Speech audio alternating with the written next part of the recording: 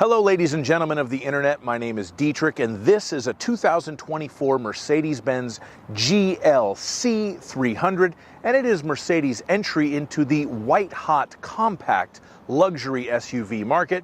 It goes up against certain competitors like BMW X3, Audi Q5, Acura RDX, Lexus RX, that kind of range. So today I'm going to review this car for you and we'll see if it's worth a look for you if you are shopping for one of these kind of vehicles. I will go over the styling, I will go over the engine and transmission, we'll measure out the cargo space, we'll look at the passenger room, we will go over the interior features and the safety features, and we'll also discuss just what the heck is a GLC. And as always, if some of that sounds good and some of it sounds bad, check the description below for timestamps. So just what is a Mercedes-Benz GLC? Well, this car, when it originally came out, was called the GLK, K being an abbreviation for the German word kurz, which means short. So it was the short GL, indicating that it was the compact SUV in the Mercedes line. And then that jackass who takes over car companies and makes them change all their names decided that all Mercedes SUVs should be called GL something. So this one got changed to the GLC because it's roughly the same size as a C-Class sedan. So that's why we now have GLA, GLB, GLC, GLE, GLS. And that's how we got here to the GLC. I'm still not in love with the name, but it is what it is. So let's talk about the exterior styling on this car, and this particular vehicle is finished in classic Mercedes black, color code 040. The exterior is also equipped with the 19-inch multi-spoke wheels. Those are a $600 option on this particular car. That's really all there is to note on the exterior as far as options are concerned. This is not an AMG line or an AMG nighttime line or whatever they call it. This is kind of just a standard GLC with the $600 optional wheels, but the car does look very nice. You have the nice bold Mercedes logo at the front end. You have the very sophisticated looking LED headlights, which do an excellent job of lighting your way at night. You have some very subtle recessed roof rails, so if you do need to do some roof rackery, that is available for you as well. And of course you have the nice LED tail lights and running lights in the back. So overall it is a very sophisticated look on the outside of this car, although I will point out that the rear exhaust tips are fake. That was a little bit of a downer for me when I figured that out, but hey, that happens in 2024. We'll have a look at the interior styling as well because there's a couple of things to note here. The interior color on this car is Sienna Brown MB Tex. That is not real leather, but it does look pretty expensive, especially in that color. That is the fine line anthracite wood trim on the interior, as well as the metal weave center console. And this vehicle also has the MB Tex dashboard with Nappa look. That right there is a $350 option, but one that's probably worth it because it does strike a nice luxury ambiance inside of the cabin with its contrasted stitching. And you know, you have the separate pieces of material that the dashboard is stitched out of. So it all comes together to make a very expensive looking interior on this GLC 300. Now we'll have a look under the hood and see what motivates this GLC 300, and it is, surprise, surprise, Mercedes-Benz 2-liter turbocharged engine with a 48-volt mild hybrid system. This engine is rated 255 horsepower and 295 torque. I drove this engine previously in a GLE 350, exact same engine and power outputs, but a larger and heavier vehicle. And I really didn't like it very much because I felt like it just wasn't quite enough motor for that car. It felt like it was working pretty hard and the car needed more to it. This GLC, being a smaller vehicle, doesn't have the same problem. This engine actually feels more refined in this GLC than it did in the GLE, even though the GLE is more expensive. But I think that's just because it has less weight to lug around. It is connected to the same 9G Tronic automatic transmission that I experienced in that GLE 350.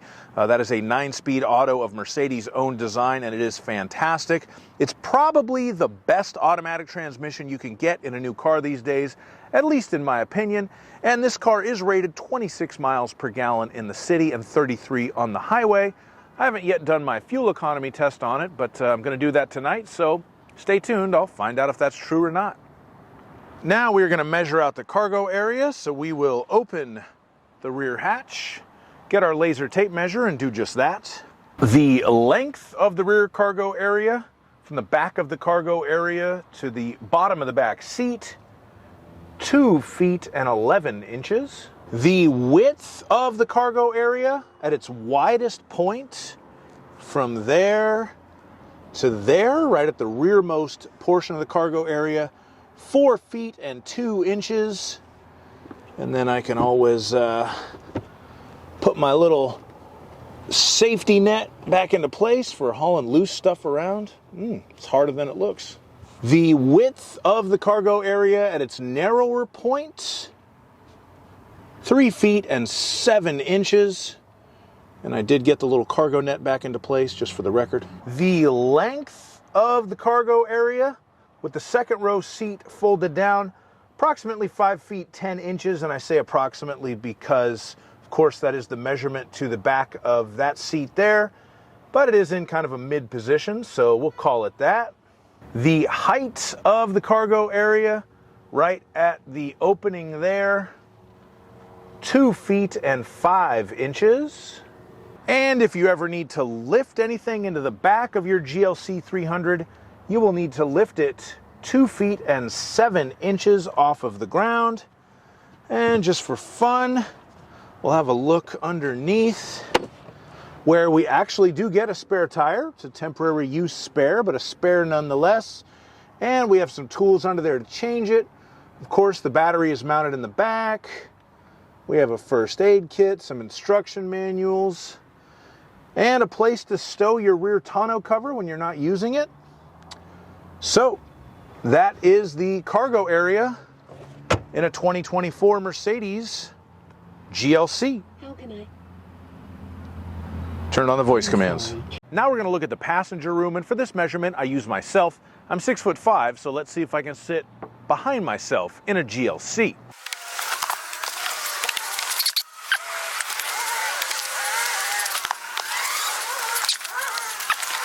Okay, so I had to take a couple of cracks at it, but the answer to this question is, yeah, basically. So I sit here, I have enough knee room, I have enough headroom, I am sitting up straight. The mistake I made on my first attempt was I left the front seat leaned back too much, so I didn't have enough leg room. But now if I get in there, my knees are up against there. I do have enough headroom. Not the roomiest vehicle in the world, honestly. We do have some air vents back here, but interestingly enough, I can't really find any USB ports. Let's see. Well, what is this? I thought those might be cup holders, but I don't know what it is. It doesn't seem to do anything.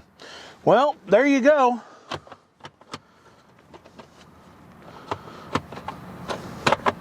That's the back seat in a GLC.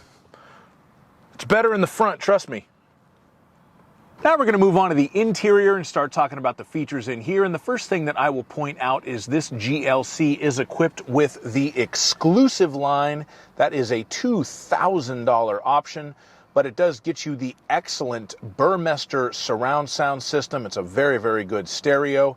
You have the surround view cameras with the Guard 360 monitoring, the MBUX navigation premium, and the illuminated door sills. I would say that for the navigation, the Burmester sound system, and the surround view system, that is definitely worth the $2,000 that it costs.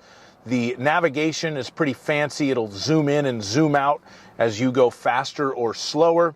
The surround view system is very versatile as far as the surround view cameras that switches to all kind of different angles and views that you can look at, and it does look excellent. This car is also equipped with the panoramic sunroof. That is a $1,500 option, and that one I'm not sure if it's worth it. But if you really want a pano roof, Mercedes will charge you $1,500 for it on a new GLC. Of course, they have to make ambient lighting standard on this car, and it does have it. There's 64 different individual colors that you can choose for the ambient lighting on the interior at night. And there are a million other features in here. I could make this an hour-long video if I wanted to go over all of them. You have a digital gauge cluster, you have wireless Apple CarPlay, you have the parking assistant, so you can make the car parallel park itself if you want to. Does anybody actually use that? I don't know. There's a little fingerprint scanner, so you can use that to set up different driver profiles. Although a buddy of mine who used to be a Mercedes salesperson told me that it's very difficult to set that up for multiple people because everybody has to have their own Mercedes Me account, apparently. That's what he told me. And you also have the MBUX voice control system, the Mercedes-Benz user experience. It works okay, but not great. I will demonstrate that for you a little bit right now. Tune to 93.1 FM.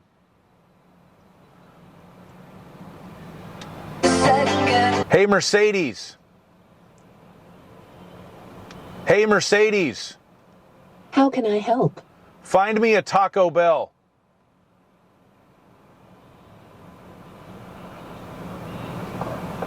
Here is what I found. Where do you want to go? Cancel. Hey Mercedes. How may I help you? Who was the Chancellor of Germany in 1939? Unfortunately, I could not find an answer for that. I'm sure you couldn't. And there's a million other features in here that I could touch on as far as the digital gauge cluster, the giant touchscreen, the wireless Apple CarPlay, dual zone automatic climate control, etc., etc. What I really like about this car, though, is the luxury feel to it. It really does feel like an expensive car.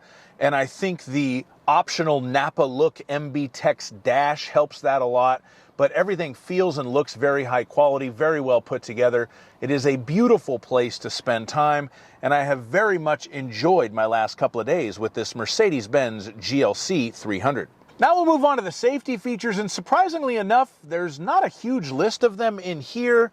We do have active brake assist, which is basically emergency braking in the front. We have blind spot monitoring, and it will also try to help you from merging into somebody there. And it will pay attention to you, and if it thinks you're falling asleep, it will alert you with that. The other interesting safety feature it has is it actually uses the ambient lighting system to alert you at night. If it thinks you're going to open a door into traffic, it turns it red when you open the door, so that hopefully you will notice that and not get run over by a car when you're getting out of your GLC. But other than that, not a whole ton of safety features. Lane keeping assist, it doesn't seem to have it. Adaptive cruise control, it doesn't have it. So that's a little bit of a disappointment, but I'm sure if you wrecked it, it would be safe because, hey, it's a Mercedes. Thank you so much for watching my review of this Mercedes-Benz GLC 300. I do hope you enjoyed it. If you did, please hit that like button, subscribe to my channel, and have a wonderful day. Bye-bye.